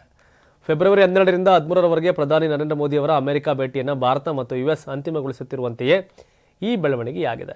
ಗ್ವಾಟೆಮಾಲಾ, ಪೆರು ಮತ್ತು ಹೊಂಡುರಾಸ್ನಂತಹ ದೇಶಗಳಿಗೆ ಅಕ್ರಮ ವಲಸಿಗರನ್ನು ಗಡೀಪಾರು ಮಾಡಲು ಟ್ರಂಪ್ ಆಡಳಿತ ಈಗಾಗಲೇ ಮಿಲಿಟರಿ ವಿಮಾನಗಳನ್ನು ಬಳಸಿದೆ. ಆದರೆ ಈಗ ಅತ್ಯಂತ ದೂರದ ಪ್ರದೇಶವಾದ ಭಾರತಕ್ಕೂ ಮಿಲಿಟರಿ ವಿಮಾನ ಕಳುಹಿಸಿದೆ. ಜನವರಿ 27ರಂದು ಪ್ರಧಾನಿ ಮೋದಿ ಅವರೊಂದಿಗಿನ ದೂರವಾಣಿ ಸಂಭಾಷಣೆಯ ನಂತರ ಅಧ್ಯಕ್ಷ ಟ್ರಂಪ್ ಭಾರತವು ತನ್ನ ನಾಗರಿಕರನ್ನು ಗಡೀಪಾರು ಮಾಡುವ ಬಗ್ಗೆ ಸರಿಯಾದದನ್ನು ಮಾಡುತ್ತದೆ ಎಂದು ವಿಶ್ವಾಸ ವ್ಯಕ್ತಪಡಿಸಿದರು. ಅಂದಾಜಿನ ಪ್ರಕಾರ ಯುಎಸ್ ಅಧಿಕಾರಿಗಳು 18,000 ಅಕ್ರಮ ಭಾರತೀಯ ವಲಸಿಗರನ್ನು ಗುರುತಿಸಿದ್ದಾರೆ ಎಂದು ತಿಳಿದು ಬಂದಿದೆ. 18,000 ಜನ ಕರ್ಕೊಬರ್ಬೇಕೀಗ. 100 ಜನ, ಒಂದು 300 ಜನ ಒಂದು ಫ್ಲೈಟಲ್ಲಿ ಬರ್ಬೋದಿತ್ತು, ಬಟ್ 100 ಜನ ಆ ಕೆಪಾಸಿಟಿ ಅಷ್ಟೇ ಇರಬೇಕು. ಒಂದು 300ರಿಂದ 500 ಜನ ಲೆಕ್ಕಾಚಾರದಲ್ಲಿ ಕರ್ಕೊಂಡು ಬಂದರೆ 300 ಜನ ಅಂದರು 3,000 ಹೆಚ್ಚು ಕಮ್ಮಿ 10 ವಿಮಾನಗಳು ಓಡಾಡಿದ್ರು 18,000 ಜನ ತಂದು ಇಲ್ಲಿಗೆ ಶಿಫ್ಟ್ ಮಾಡ್ಬೋದು. ಏನು ಹಿಂದಿ ವರ್ಸಸ್ ಕನ್ನಡಿಗನ ಮೇಲೆ ಹಿಂದಿವಾಲಾ ಹಲ್ಲೆ ಪ್ರಕರಣದ ಮತ್ತೊಂದು ವಿಡಿಯೋ. ಕೊನೆಗೂ ಕ್ಷಮೆ ಕೇಳಿದ ಗಬ್ರು ಸಿಬ್ಬಂದಿ. ಏನು ದುರಾಂಕಾರನೋ ಇವ್ರಿಗೆ ಗೊತ್ತಿಲ್ಲ. ನಮ್ಮ ಏರಿಯಾ, ನಮ್ಮ ಅಡ್ಡ, ನಮ್ಮೂರಿಗೆ ಬಂದು ಗಾಂಚಲಿಗಳು, ಆಮೇಲೆ ನಂತರ ಮಾತಾಡ್ಬಿಡ್ತಾರೆ, ಭಯ ಬಿದ್ದು ಕ್ಷಮೆ ಕೇಳ್ತಾರೆ. ಹೌದು, ರಾಜಧಾನಿ ಬೆಂಗಳೂರಿನ ಹೆಸರುಘಟ್ಟ ರಸ್ತೆಯ ಗಬ್ರು ಹೋಟೆಲ್ ಸಿಬ್ಬಂದಿಗಳು ಕನ್ನಡಿಗ ಡೆಲಿವರಿ ಬಾಯ್ ಮೇಲೆ ನಡೆಸಿದ್ದ ಹಲ್ಲೆ ಪ್ರಕರಣದ ಮತ್ತೊಂದು ವಿಡಿಯೋ ರಿಲೀಸ್ ಆಗಿದ್ದು, ಕನ್ನಡಪರ ಹೋರಾಟಗಾರರ ವ್ಯಾಪಕ ಪ್ರತಿಭಟನೆ ಬಳಿಕ ಕೊನೆಗೂ ಗಬ್ರು ಹೋಟೆಲ್ ಸಿಬ್ಬಂದಿ ಕ್ಷಮೆ ಕೇಳಿದ್ದಾರೆ. ಬೆಂಗಳೂರಿನ ಹೆಸರುಘಟ್ಟ ರಸ್ತೆಯ ಚಿಕ್ಕಬಾಣವಾರ ಬಳಿಯ ಸಪ್ತಗಿರಿ ಆಸ್ಪತ್ರೆ ಬಳಿ ಇರತಕ್ಕಂಥ ಗಬ್ರು ಬಿಸ್ಟ್ರೋ ಅಂಡ್ ಕೆಫೆ ಹೋಟೆಲ್ಗೆ ತೆರಳಿದ್ದ ಕನ್ನಡಿಗರೊಬ್ಬರು ಕನ್ನಡದಲ್ಲಿ ಆರ್ಡರ್ ಹೇಳಿದ್ದಾರೆ. ಇದಕ್ಕೆ ಅಲ್ಲಿದ್ದ ಹೋಟೆಲ್ ಸಿಬ್ಬಂದಿ ನನಗೆ ಅರ್ಥವಾಗಿಲ್ಲ, ಹಿಂದಿಯಲ್ಲಿ ಹೇಳುವಂತ ಗದರಿದ್ದಾನೆ. ಇದರಿಂದ ಆಕ್ರೋಶಗೊಂಡ ಆತ ಕನ್ನಡದಲ್ಲಿ ಮಾತನಾಡುವಂತೆ ಕೇಳಿದ್ದಾನೆ. ಆದರೆ ಹೋಟೆಲ್ ಸಿಬ್ಬಂದಿ ಕನ್ನಡ ಮಾತನಾಡಲ್ಲ ಎಂದು ಜೋರು ಧ್ವನಿಯಲ್ಲೇ ಆವಾಜ್ ಹಾಕಿ ಮಾತ್ರವಲ್ಲದೆ ಹೋಟೆಲ್ನಿಂದ ಹೊರ ಹೋಗುವಂತೆ ಕೂಗಿದ್ದಾನೆ. ಇದರಿಂದ ಕೋಪಗೊಂಡ ಕನ್ನಡಿಗ ಮತ್ತೆ ಅಲ್ಲಿದ್ದವರ ಮುಂದೆ ಕರ್ನಾಟಕದಲ್ಲಿ ಕನ್ನಡ ಮಾತನಾಡು ಎಂದು ಕೇಳಿದ್ದಾನೆ. ಈ ವೇಳೆ ಇಬ್ಬರು ಪರಸ್ಪರ ಕೊರಳೆ ಪಟ್ಟು ಹಿಡಿದಿದ್ದು, ಇದರಿಂದ ಕೆರಳಿದ ಹೋಟೆಲ್ ಸಿಬ್ಬಂದಿ ತನ್ನ ಸಹೋದ್ಯೋಗಿಗಳೊಂದಿಗೆ ಸೇರಿ ಕನ್ನಡಿಗರನ್ನು ದರದರನೆ ಹೋಟೆಲ್ ಒಳಗೆ ಎಳೆದೊಯ್ದು ಅಲ್ಲೇ ನಡೆಸಿದ್ದಾರೆ. ಕನ್ನಡಿಗ ಹಾಗೂ ಹೋಟೆಲ್ನಲ್ಲಿದ್ದ ಹಿಂದಿ ಸಿಬ್ಬಂದಿ ನಡುವಿನ ಗಲಾಟೆಯು ಅಲ್ಲಿದ್ದ ಸಿಸಿಟಿವಿ ಕ್ಯಾಮೆರಾದಲ್ಲಿ ಸೆರೆಯಾಗಿದೆ. ಈ ವಿಡಿಯೋ ವ್ಯಾಪಕ ವೈರಲ್ ಆಗಿತ್ತು. ಇನ್ನು ಇದೇ ಘಟನೆ ಮತ್ತೊಂದು ವಿಡಿಯೋ ರಿಲೀಸ್ ಆಗಿದ್ದು, ಈ ವಿಡಿಯೋದಲ್ಲಿ ಕನ್ನಡಿಗ ಡೆಲಿವರಿ ಬಾಯ್ನನ್ನು ಹೋಟೆಲ್ ಸಿಬ್ಬಂದಿ ದರದರನೆ ಹೋಟೆಲ್ನೊಳಗೆ ಎಳೆದೊಯ್ದಿರುತ್ತಿರುವುದು ವಿಡಿಯೋದಲ್ಲಿ ದಾಖಲಾಗಿದೆ. ಅಲ್ಲದೆ ಒಳಗೆ ಎಳೆದೊಯ್ದು ಅಲ್ಲಿದ್ದ ಸಿಬ್ಬಂದಿಗಳು ಕೂಡ ಥಳಿಸಿದ್ದಾರೆ. ಬಳಿಕ ಸ್ಥಳೀಯರ ಮಧ್ಯಪ್ರವೇಶದಿಂದ ಆತನನ್ನು ಬಿಟ್ಟಿದ್ದಾರೆ ಎನ್ನಲಾಗಿದೆ. ಈ ವಿಡಿಯೋ ಸಾಮಾಜಿಕ ಜಾಲತಾಣದಲ್ಲಿ ವೈರಲ್ ಆಗಿದ್ದು, ಕನ್ನಡದ ಬಗ್ಗೆ ಧ್ವನಿ ಎತ್ತಿದವನ ಕುತ್ತಿಗೆ ಪಟ್ಟಿ ಹಿಡಿದು ಹೋಟೆಲ್ ಸಿಬ್ಬಂದಿಯೆಲ್ಲ ಅಲ್ಲೇ ನಡೆಸಿದ್ದಾರೆ ಅಂತ ಸೋಷಿಯಲ್ ಮೀಡಿಯಾದಲ್ಲಿ ಆಕ್ರೋಶ ವ್ಯಕ್ತವಾಗಿದೆ. ಕನ್ನಡ ಪರ ಸಂಘಟನೆಗಳು ಈ ಘಟನೆಗೆ ವ್ಯಾಪಕ ವಿರೋಧ ವ್ಯಕ್ತಪಡಿಸಿದ್ದು ಮಾತ್ರವಲ್ಲದೆ ಗಬ್ರು ಹೋಟೆಲ್ ಎದುರು ಪ್ರತಿಭಟನೆ ಮಾಡಿ ಹೋಟೆಲ್ ಸಿಬ್ಬಂದಿ ಕೊನೆಗೂ ಕ್ಷಮೆ ಕೇಳುವಂತೆ ಮಾಡಿದ್ದಾರೆ. ಅಲ್ಲದೆ ಇನ್ನೆಂದೂ ಭವಿಷ್ಯದಲ್ಲಿ ಇಂತಹ ಘಟನೆಗಳು ಪುನರಾವರ್ತನೆಯಾಗದಂತೆ ನೋಡಿಕೊಳ್ಳುವುದಾಗಿ ತಪ್ಪೊಪ್ಪಿಗೆ ಹೇಳಿಕೆ ನೀಡಿದ್ದಾರೆ. ಏನು ಕನ್ನಡಿಗರ ಮೇಲೆ ಹಲ್ಲೆ ನಡೆಸಿದ ಪ್ರಕರಣಕ್ಕೆ ಸಂಬಂಧಪಟ್ಟಂತೆ ಗಬ್ರು ಹೋಟೆಲ್ ಸಿಬ್ಬಂದಿ ವಿರುದ್ಧ ಪೊಲೀಸ್ ಕೂಡ ಪ್ರಕರಣವನ್ನು ದಾಖಲಿಸಿಕೊಂಡು ತನಿಖೆಯನ್ನು ನಡೆಸ್ತಾ ಇದ್ದಾರೆ. ಕರ್ನಾಟಕದಲ್ಲಿ ಕನ್ನಡಿಗನೇ ಸಾರ್ವಭೌಮ. ಆದರೆ ಕೆಲವೊಂದು ಕಾಂಪ್ರಮೈಸ್ ಹೋರಾಟಗಳು ಕೂಡ ಈ ನಡೆ ಕಾರಣ ಆಗಿದೆ. ಬಟ್ ಒಳ್ಳೆ ರೀತಿಯಲ್ಲಿ ಸರ್ಕಾರ ಕೂಡ ಈ ದಿಸೆಯಲ್ಲಿ ಕೈ ಜೋಡಿಸಿದ್ರೆ ಎಲ್ಲ ಆಗುತ್ತೆ. ಅದೇನು ಮಾಡೋದು, ರಾಜಕಾರಣದ ಉದ್ದೇಶಕ್ಕೋ ಮತ್ತೊಂದು ಮಗದೊಂದು ಇವೆಲ್ಲ ಮುಂದುವರಿತಿದೆ ರಾಜ್ಯದಲ್ಲಿ. ನೋಡ್ಬೇಕೇನಾಗುತ್ತೆ. ಇನ್ನು IPL 2025 ರಾಯಲ್ ಚಾಲೆಂಜರ್ಸ್ ಬೆಂಗಳೂರು ತಂಡದ ನಾಯಕ ಯಾರು? ಬಿಗ್ ಅಪ್ಡೇಟ್ ಕೊಟ್ಟಿದ್ದಾರೆ ಫ್ರಾಂಚೈಸಿ. ಹೌದು, ಮಾರ್ಚ್ 21ರಂದು 2025ನೇ IPL ಆವೃತ್ತಿ ಆರಂಭವಾಗಲಿದ್ದು ಈಗಾಗಲೇ ಎಲ್ಲ ಫ್ರಾಂಚೈಸಿಗಳು ಬಲಿಷ್ಠ ತಂಡವನ್ನು ಕಟ್ಟಿವೆ. ಪಂಜಾಬ್ ಕಿಂಗ್ಸ್ ಮತ್ತು ಲಕ್ನೋ ಸೂಪರ್ ಜೈಂಟ್ಸ್ ತಂಡಗಳು ಈಗಾಗಲೇ ನಾಯಕ ಯಾರೆಂಬುದನ್ನು ಘೋಷಿಸಿದ್ದು, ಉಳಿದ ತಂಡಗಳು ಯಾರನ್ನು ನಾಯಕನನ್ನಾಗಿ ಮಾಡಲಿವೆ ಎನ್ನುವ ಕುತೂಹಲ ಸದ್ಯ ಮನೆ ಮಾಡಿದೆ. ಕಳೆದ ಬಾರಿ ನಡೆದ ಮೆಗಾ ಹರಾಜಿನಲ್ಲಿ ಬಹುತೇಕ ಎಲ್ಲ ತಂಡಗಳು ಉತ್ತಮ ಆಟಗಾರರನ್ನ ತಂಡಕ್ಕೆ ಸೇರಿಸಿಕೊಂಡಿವೆ. ಈ ಬಾರಿ ರಾಯಲ್ ಚಾಲೆಂಜರ್ಸ್ ಬೆಂಗಳೂರು ತಂಡ ಕೂಡ ಬಲಿಷ್ಠ ತಂಡವನ್ನು ಕಟ್ಟಿದ್ದು ಅಭಿಮಾನಿಗಳಲ್ಲಿ ಹೊಸ ಭರವಸೆ ಹುಟ್ಟುಹಾಕಿದೆ. ಇಂಡಿಯನ್ ಪ್ರೀಮಿಯರ್ ಲೀಗ್ 2025 ಆವೃತ್ತಿ ಆರಂಭಕ್ಕೆ ಇನ್ನೂ 1.5 ತಿಂಗಳು ಬಾಕಿ ಇದ್ದು RCB ಈ ಬಾರಿ ಯಾರನ್ನ ನಾಯಕನನ್ನಾಗಿ ಆಯ್ಕೆ ಮಾಡಲಿದೆ ಎನ್ನುವ ಕುತೂಹಲ ಹೆಚ್ಚಾಗಿದೆ. ಇಂಡಿಯನ್ ಪ್ರೀಮಿಯರ್ ಲೀಗ್ನ ಕೊನೆಯ 3 ಆವೃತ್ತಿಗಳಲ್ಲಿ ರಾಯಲ್ ಚಾಲೆಂಜರ್ಸ್ ಬೆಂಗಳೂರು ತಂಡವನ್ನು ಮುನ್ನಡೆಸಿದ್ದ ಪಾಫ್ ಡುಪ್ಲೆಸಿಸ್ ಇದೀಗ RCB ಜೊತೆಗಿಲ್ಲ. ಹೀಗಾಗಿ ನಾಯಕ ಯಾರು ಎನ್ನುವ ಪ್ರಶ್ನೆಗೆ ಇನ್ನೂ ಉತ್ತರ ಸಿಕ್ಕಿಲ್ಲ. ಅನೇಕ ಅಭಿಮಾನಿಗಳು ಮತ್ತು ಕ್ರೀಡಾಸಕ್ತರು RCB ನಾಯಕತ್ವದಿಂದ ಕೆಳಗಿಳಿದಿದ್ದ ವಿರಾಟ್ ಕೊಹ್ಲಿ ಅವರನ್ನೇ ಈ ಆವೃತ್ತಿಯಲ್ಲಿ ತಂಡದ ನಾಯಕನನ್ನಾಗಿ ಜವಾಬ್ದಾರಿ ವಹಿಸಿಕೊಳ್ಳಲಿದ್ದಾರೆ ಅಂತ ಹೇಳಲಾಗ್ತಾ ಇದೆ. ಮೊದಲಿಗೆ RCB ನಾಯಕನಾಗಿದ್ದ ಕೊಹ್ಲಿ 2021ರಲ್ಲಿ ಆ ಜವಾಬ್ದಾರಿಯಿಂದ ಕೆಳಗಿಳಿದಿದ್ರು. ಈವರೆಗೆ ಒಮ್ಮೆಯೂ ಪ್ರಶಸ್ತಿಯನ್ನು ಗೆದ್ದಿಲ್ಲದ RCB ಈ ಬಾರಿಯಾದರೂ ಪ್ರಶಸ್ತಿ ಗೆಲ್ಲಲಿ ಎಂಬುದು ಅಭಿಮಾನಿಗಳ ಹಾರೈಕೆ. ಸ್ಪೋರ್ಟ್ಸ್ ಟಾಕ್ಗೆ ಇತ್ತೀಚೆಗೆ ನೀಡಿದ ಸಂದರ್ಶನದಲ್ಲಿ IPLನ 2025 ಆವೃತ್ತಿಯಲ್ಲಿ ವಿರಾಟ್ ಕೊಹ್ಲಿ ಫ್ರಾಂಚೈಸಿಗೆ ನಾಯಕನಾಗುತ್ತಾರೆಯೇ ಎಂದು ಕೇಳಿದ ಪ್ರಶ್ನೆಗೆ ಉತ್ತರಿಸಿದ RCBಯ COO ರಾಜೇಶ್ ಮೆನನ್, ಸದ್ಯ ನಾವು ಈ ಬಗ್ಗೆ ನಿರ್ಧರಿಸಿಲ್ಲ. ನಮ್ಮ ತಂಡದಲ್ಲಿ ಈಗ ನಾಯಕರಾಗಲು ಅರ್ಹತೆ ಇರುವ 4 ರಿಂದ 5 ಮಂದಿ ಇದ್ದಾರೆ. ನಾವು ಯಾರನ್ನ ನಾಯಕನನ್ನಾಗಿ ಮಾಡಬೇಕು ಎಂಬುದು ಚರ್ಚೆ ಮಾಡಿಲ್ಲ. ಈ ಬಗ್ಗೆ ನಾವು ಚರ್ಚಿಸುತ್ತೇವೆ. ಮುಂದಿನ ದಿನಗಳಲ್ಲಿ ತೀರ್ಮಾನಕ್ಕೆ ಬರ್ತೇವೆ ಅಂತ ಹೇಳಿದ್ದಾರೆ. ಯಾರ ನಾಯಕ ಆದ್ರೇನು, ಕಪ್ ಗೆಲ್ಲಿ, ಈ ಸಲ ಕಪ್ ನಮ್ದೇ ನಮ್ದೇ ಅಂತ ಡೈಲಾಗು ಹಂಗೆ ಉಳ್ಕೊಬಿಟ್ಟಿದೆ. ಅಟ್ಲೀಸ್ಟ್ ಹೆಣ್ಮಕ್ಳು ಗೆದ್ದವರು ಗಂಡು ಮಕ್ಕಳಾರ ಗೆಲ್ಲಬೇಕು ಅಂತ ಹೇಳ್ತಾ ಇವತ್ತಿನ ಸುದ್ದಿಯನ್ನು ಮುಗಿಸೋಣ. ಇದಿಷ್ಟು ಇಂದಿನ ಬಿಗ್ ನ್ಯೂಸ್, ಬಿಗ್ ಡಿಬೇಟ್. ಧನ್ಯವಾದ. ಇದು ಕರ್ನಾಟಕ ಟಿವಿ, ಕನ್ನಡಿಗರ ಧ್ವನಿ.